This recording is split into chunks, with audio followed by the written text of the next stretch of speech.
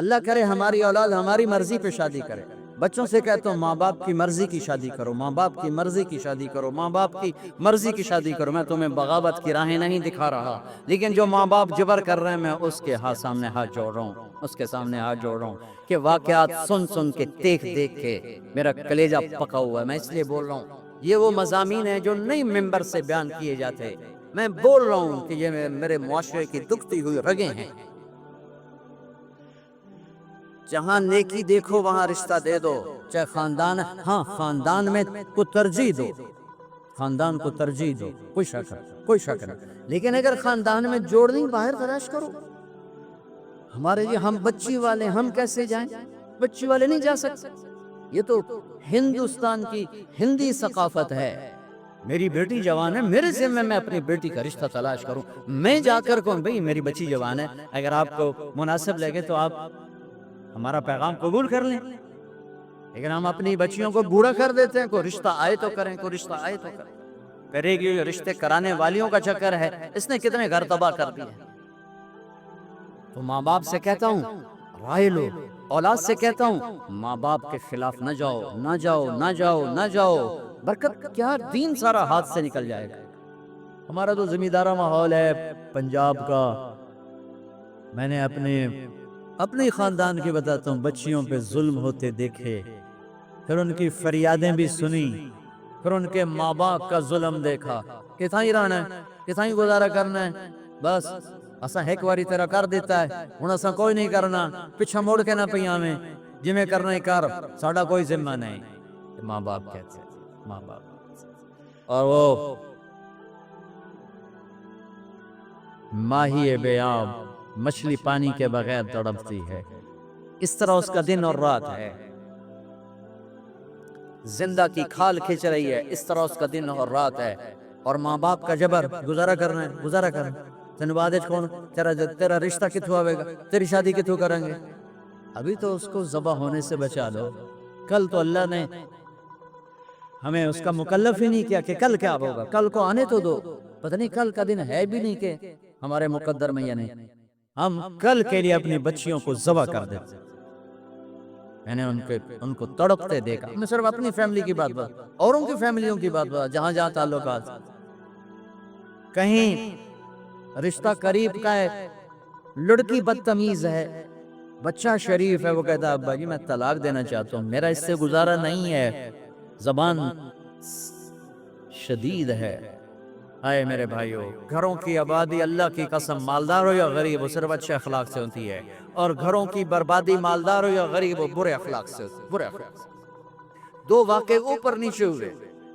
ایک خاتون ملی، مجھے تعارف کرایا گا کہ ایک خاتون آ رہی ہیں، ان کے خاوند کھربوں پتی ہیں، کھربوں پتی. ٹھیک ہے جی آؤ. اس خاتون نے آتے ہی رونا شروع کر دیا. مولانا لوگ مجھے خوش قسمت سمجھتے ہیں کہ میں بہت بڑے مالدار کی بیگم ہوں، میرا دل زخمی ہے، میرے خاوند کا سلوک اچھا نہیں، میں دولت کو آگ لگاؤں، یہ ہیرے کے سیٹ کو میں کیا کروں جب اس کا سلوک ہی میرے ساتھ اچھا نہیں.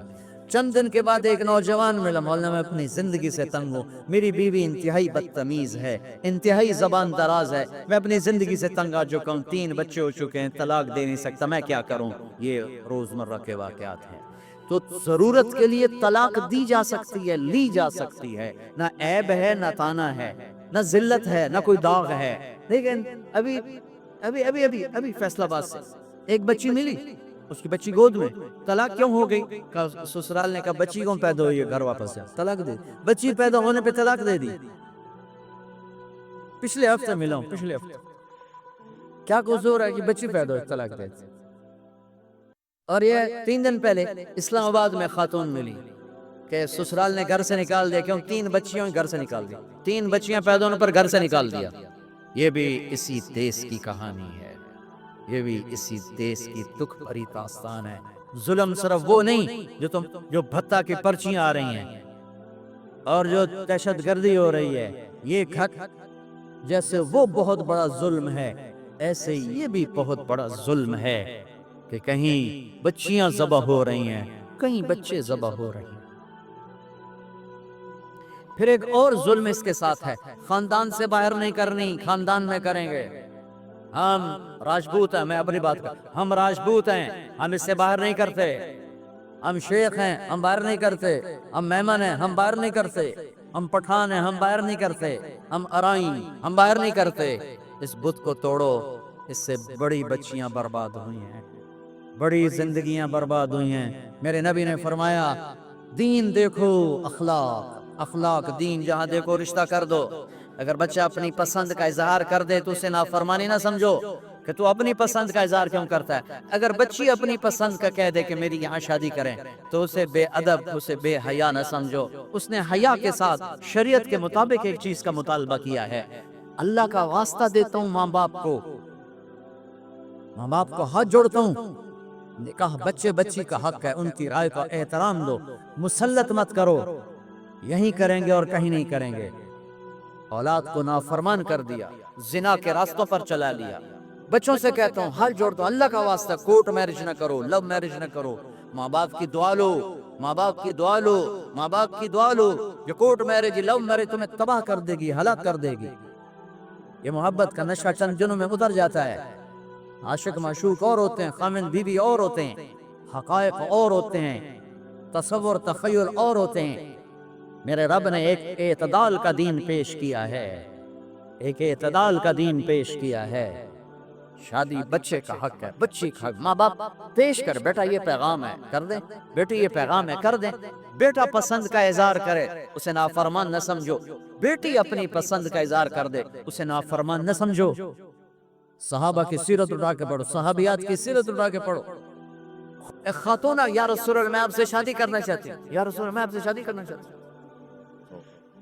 صحابیہ کروڑوں رابعہ بصری قربان کی جائیں صحابیہ پر۔ ہاں، میرے نبی نے خاندان کا بت توڑا، اپنی قوم میں شادی کی۔ حضرت عائشہ قریش، حضرت حفصہ قریش، حضرت سودا قریش، ام حبیبہ قریش۔ ام حبیبہ دشمن خاندان سے، بنو امیہ، ابو سفیان کی بیٹی، ابو سفیان دشمن، اس کے گھر شادی کی۔ اس بت کو توڑا ہے۔ پھر قریش سے باہر نکلے عرب، میمونہ رضی اللہ عنہ، ہلالیہ، جویریہ رضی اللہ عنہ، بنو مستلق، زینب بنت جہش قریش، زینب بنت خزیمہ قریش، ام سلمہ قریش، باہر نکلے۔ زینب میمونہ ہلالیہ قریش سے باہر، جویریہ بنو مستلق قریش سے باہر۔ پھر ایک قدم آگے عربوں کے باہر شادی کی، یہودیوں میں حضرت صفیہ، یہود، بنو قریظہ۔ آپ جانتے تھے کہ میری امت یہ بت کھڑے کرے گی، یہ بت کھڑے کرے گی، بچیاں بوڑھی ہو جائیں گی، کہیں گی بس راجپوت ملے گا تو کریں گے نہیں تو نہیں، میمن ملے گا تو کریں گے نہیں تو نہیں، شیخ ملے گا تو کریں گے نہیں تو نہیں۔ یہ پتہ نہیں کتھوں آگے جٹ بٹ نٹ کتھوں کٹھے ہو گئے۔ قومیں تو پہچان کے لیے ہیں، نہ کہ ان دیواروں کو کھڑا کرنے کے لیے۔ پھر اپنی بچیوں کو سنو، میرے نبی نے حضرت زینب کا رشتہ کیا، ابو العاص بنو امیہ، دشمن خاندان، حضرت رقیہ، حضرت عثمان بنو امیہ، حضرت ام کلثوم، حضرت عثمان بنو امیہ، مخالف دڑے میں۔ حضرت عثمان اپنا دڑا چھوڑ کے آ گئے، لیکن پیچھے نسبت تو بنو امیہ ہے۔ ایک بچی فاطمہ اپنے گھر میں دی، عادی کو، اور وہ بھی کیسے دی؟ ایک حدیث سنو، میرے نبی نے فرمایا ما تزوجت وما زوجت الا بوحی من السماء نزل به جبریل۔ میں نے جہاں شادی کی، میں نے جہاں بیٹی دی، پہلے آسمان سے جبریل آیا، حکم سنایا، پھر میں نے قدم اٹھایا، ٹھیک ہو گیا۔ اب حضرت علی رشتہ لے کر آئے، رشتے کا پیغام لے کر آئے، اور آ کر چپ کر کے بیٹھ گئے۔ آپ نے فرمایا، آپ کو تو پتا تھا علی کیوں آئے بیٹھے، آپ نے کہا علی کیسے آئے؟ چپ، شرم کی وجہ سے۔ 21 سال عمر، بس فاطمہ کی 15.5 سال۔ پھر آپ نے خود کہا علی فاطمہ کے رشتے کے لیے آئے ہو؟ تو آپ نے کہا انشاء، اور یہ کہہ کر اٹھ گئے۔ تو حضرت علی بڑے پریشان سے اٹھے اور باہر آ گئے۔ باہر صحابہ انتظار کر رہے تھے کہ کیا بنتا ہے۔ صحابہ نے پوچھا کیا ہوا؟ کہا انکار۔ کہیں انکار؟ وہ کیسے؟ کہا کچھ بھی نہیں بولی۔ تو عبد الرحمن بن عوف کہنے کہ کچھ تو بولے ہوں گے، کہا انشاءاللہ کہا تھا، کہا تو ہو گیا، کہا وہ کیسے، کہا نبی کا انشاءاللہ ہاں ہوتا ہے۔ اچھا اب یہ انشاءاللہ کیوں کہا؟ یہ کیوں نہیں کہا کہ ہاں ہو گیا؟ آسمان سے وحی آ چکی ہے، جبریل آ چکا ہے کہ فاطمہ علی کے لیے ہے، یہ جوڑا طے ہو چکا ہے، پھر ہاں کیوں نہیں کی؟ ارے آپ کو سمجھانے بتانے کے لیے۔ سنو میں کیا فریاد کر رہا ہوں، صرف عبادات کا نام اسلام نہیں ہے، یہ سب اسلام بیان کر رہا ہے۔ میرے نبی گھر آئے، فاطمہ جیسی جنت کی شہزادی کو بلایا، بیٹی فاطمہ علی کا رشتہ آیا ہے، ہاں کر دو۔